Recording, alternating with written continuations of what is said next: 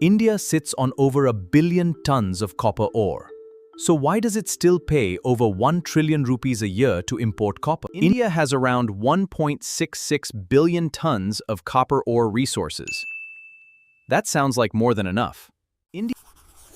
But only about 10% of that is classified as usable, mineable reserves. The rest isn't ready to dig. Meanwhile, demand for copper is exploding, driven by EVs, solar power, and electronics manufacturing. By 2024, India was importing over $10 billion worth of copper every year, just to keep up. For 22 years, one plant in Tuticorin quietly supplied a huge chunk of India's copper needs.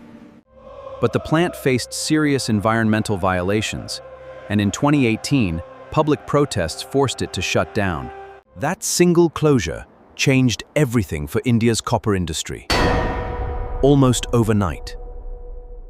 India's copper output, its cathode production, dropped by around 40% right after the shutdown. Just like that, India flipped from a net exporter of copper to a net importer. Today, Hindustan Copper Limited is India's only copper miner of real scale.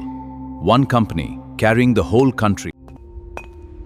Even with repeated expansion plans, its output has stayed mostly flat for years. Part of the problem is old technology and weak exploration. India simply isn't finding and developing new mines fast enough. So a lot of India's copper stays exactly where it is, underground, untapped, and unused. Government mining auctions have struggled to attract serious private investment to open new copper sites.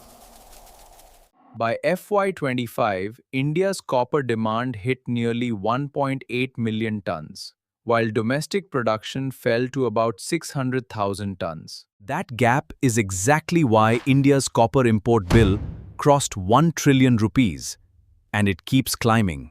Government projections warn that by 2047, India may need to import 91 to 97% of its copper concentrate. To secure supply, India is now negotiating copper deals in trade talks with countries like Chile and Peru. The government is also inviting foreign companies to build smelters and refineries inside India itself. There's a hopeful sign too.